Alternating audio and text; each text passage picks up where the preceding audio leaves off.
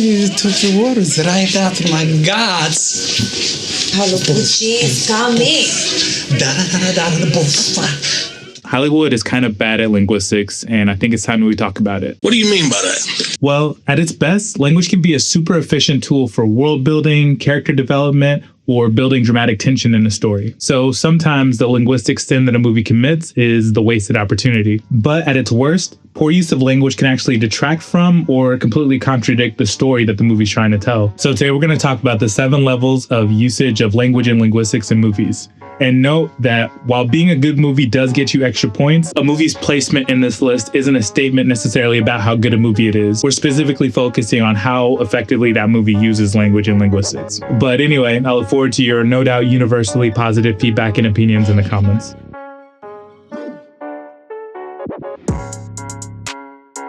So at this level, you see basic annoying things like characters magically learning a language in one day. But even worse than that, minimal attention is given to accents and the ways languages actually function in the real world, which would be fine, I guess. But this sometimes ends up creating extra plot holes or just confusing questions as to who the characters even are. I'm going to try and avoid nitpicking, but it's important to note that what's a nitpick for one person might be something that takes the next person completely out of the movie. So we're going to have to talk about some of these things. And a great example of that is 2024's Emilia Pérez. And while I never saw it, I know many of the critics in Latin America were completely baffled at some of the linguistic choices in that movie. And in particular, at Selena Gomez's accent. Selena es indefendible. Indefendible. Me cortó la lana, cerró la llave, no funciona ninguna tarjeta. Pues sí, o sea, si llegas con México y esta pendeja me está... And while generally everyone still loves Zoe Saldana, it takes about 2 seconds of hearing her speak to realize that she is definitely not Mexican. Rita Mora Castro, soy la abogada, trabajo con su marido. Imagine there was a movie talking about gang violence in Compton in the 90s, and one of the characters was just like Scottish for no reason. Like, that would be weird, and you would be like, what's going on with this dude? Like, can we talk about this? Another small example in a movie I actually like can be found in Knives Out. The protagonist, Marta, is played by Ana de Armas, and while her mother and sister barely have noticeable foreign accents, Marta sounds like Ana de Armas. We're going to have some hot dogs. Now, as a son of an immigrant myself, that actually was interesting to me at first. I was wondering, like, okay, what are they saying with this? Like, what character development or what life circumstances has led to a situation where the daughter has a more pronounced accent than her mom? Like, did they move at different times? Nothing. They just didn't think about it. Okay. Fine, cool, I guess. However, the linguistic landscape of the movie is saved by Toni Collette and Catherine Langford not having any Aussie slips throughout the entire movie, which is very impressive. Plus, you got Daniel Craig absolutely making a meal out of his character's Deep South accent. Donut hole in a donut's hole. But we must look a little closer. And when we do, we see the donut hole has a hole in its center. It is not a donut hole, but a smaller donut with its own hole. And our donut is not a hole at all. Just chef's kiss. Actually, now that I think about it, maybe this movie should go in...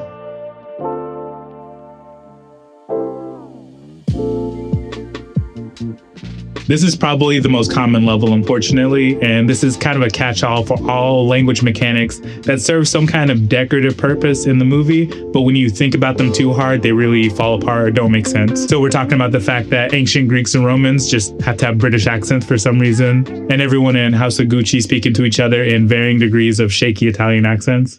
These are just mock-ups. I can't afford to get serious. As far as fakes go, they're pretty good. I mean, I'd buy them. Don't be such a cretin. Don't call me a cretin, sweetie.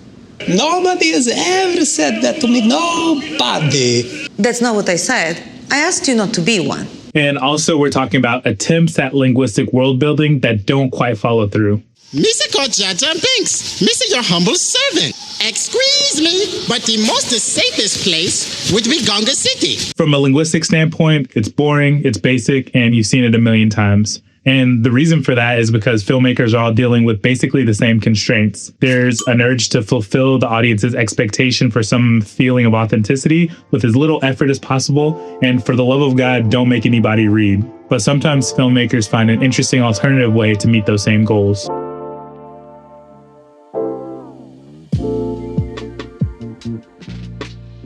Look, let's be honest.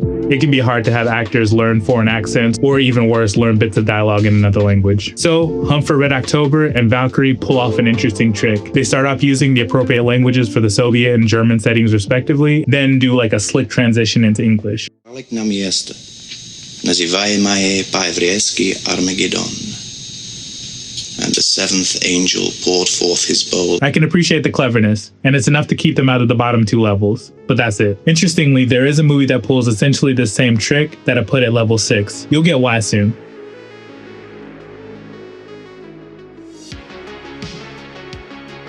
Here, language plays an interesting, if minor, role in the plot. 2 examples that fit this category are Inglourious Basterds and Project Hail Mary. Inglourious Basterds takes advantage of the really interesting linguistic environment in World War II occupied France. One of the key subplots being Michael Fassbender's character using his mastery of the German language to pose as a German officer. He pulls it off by claiming to speak a weird rural dialect, only to be busted by using the wrong cultural gesture later on. This is a super interesting idea because at this time, kind of at the dawn of mass media, exposure to rural dialects would have been super low. Unfortunately, though, I do think the movie really underestimates how impossible it is to pull off a native accent. And maybe I'm just a hater as someone who's constantly engaged in the Sisyphean task of trying to acquire a native accent. But nah, man, I gotta call cap.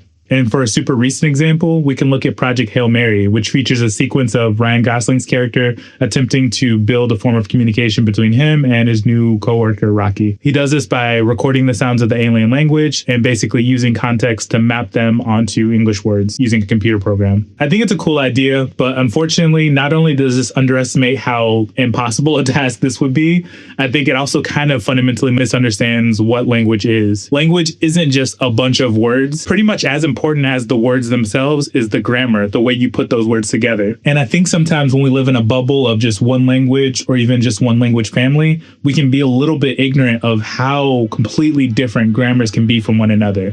And that's just when it comes to Earth languages. Not to mention the idea of homophones, synonyms, and the fact that languages exist in like a cultural context, which I feel like might be a little different between us and little rock spider people.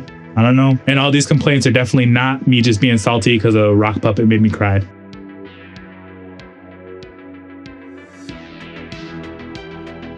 Okay, so this is kind of a special category for me.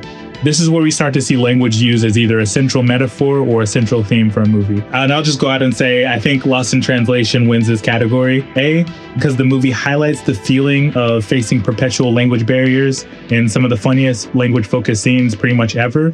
And also, it uses these language barriers as a beautiful metaphor for the communication that happens in relationships. Then there's other movies where the languages the characters speak is a key element of the dynamic and the relationships between them. And language barriers are used to build dramatic tension, and the feeling of overcoming them can provide a sense of catharsis in the movie. So movies like Spanglish or Vicky Cristina Barcelona, man, Scarlett Johansson is like eating in level 5. I have a soft spot for movies like these because a lot of times these dynamics that we see play out on screen can be reflective of dynamics that play out in the real world when you live in multilingual environments. Oh, and as an interpreter and translator, I have to shout out the interpreter and the translators, taking this opportunity to say that while people usually use these terms interchangeably, these 2 movies actually illustrate the difference.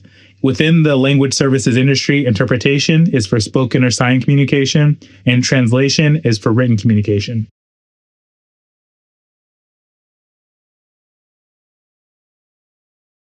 Okay, here's where we get to the nerd stuff. Arrival has the absolute audacity of basing basically its entire plot around linguistics. And while it's not exactly realistic, I will say that the whole developing communication with an alien race is given a lot more credit in this movie than it is in Project Hail Mary when it comes to how excruciating and painstaking a process that would be. First, we need to make sure that they understand what a question is, the difference between a specific you and a collective you. And purpose requires an understanding of intent. We need to find out, do they make conscious choices, or is their motivation so instinctive that they don't understand a why question at all? And biggest of all, we need to have enough vocabulary with them that we understand their answer. I consider putting it higher, but it loses points for a couple of reasons. One, they really leaned into the whole genius protagonist just knows every language for no reason trope. 2 years ago, you did some Farsi translations for Army intelligence. You are on the top of everyone's list when it comes to translations. The voice you're about to hear belongs to China's military chief. He's saying that each of the 12 is offering advanced technology. Also, pretty much everyone except for the main character in this movie are like absolute dummies, and it was annoying me throughout the movie. I have something I need you to translate for me. Can you understand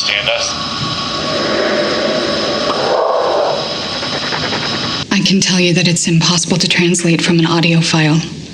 I would need to be there. You didn't need that with the Farsi translations. I didn't need it because I already knew the language. And lastly, while the concept it explores, the Sapir-Whorf hypothesis or linguistic relativism is very interesting and is one of those pop linguistics concepts that's super catchy and people kind of love to believe in.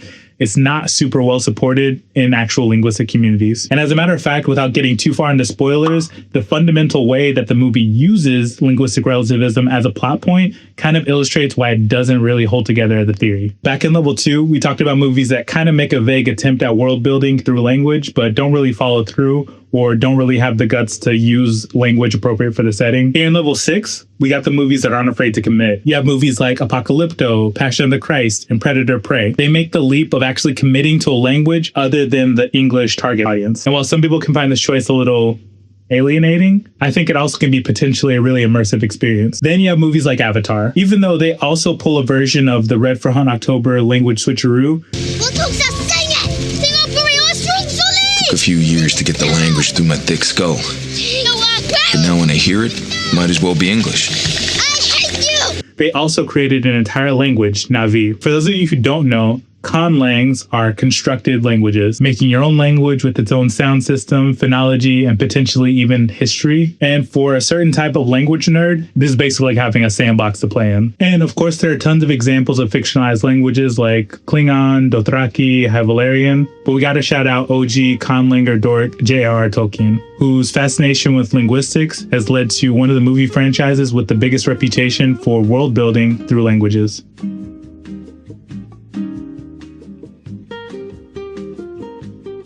Okay, before we move on to our final level, I hope that regardless of whether you agree with the specific categories that I arbitrarily made or which movies I decided to place in which level, I hope that you can agree with me on one thing. Because language is so intimately woven into our lives, I think it has the potential to be a super immersive and powerful tool when it comes to storytelling. But for that same reason, it also has the potential to really damage an otherwise good story. So for me, level 7 would be a movie that's the total package. It's a movie that's interested in language as a vehicle for culture and as a tool for human connection. It's a movie that touches on linguistics concepts without totally butchering them, and it would get extra points if they've gone through the effort of creating their own conlang. And to be honest, it was hard finding a movie that met all these criteria, but I did find an interesting candidate when I came across the movie I Dream in Other Languages, or Sueño en Otros Idiomas. This movie deals with language extinction, which is an unfortunate reality and an important topic in the field of linguistics, and it does so with its own fictionalized indigenous language. That's right.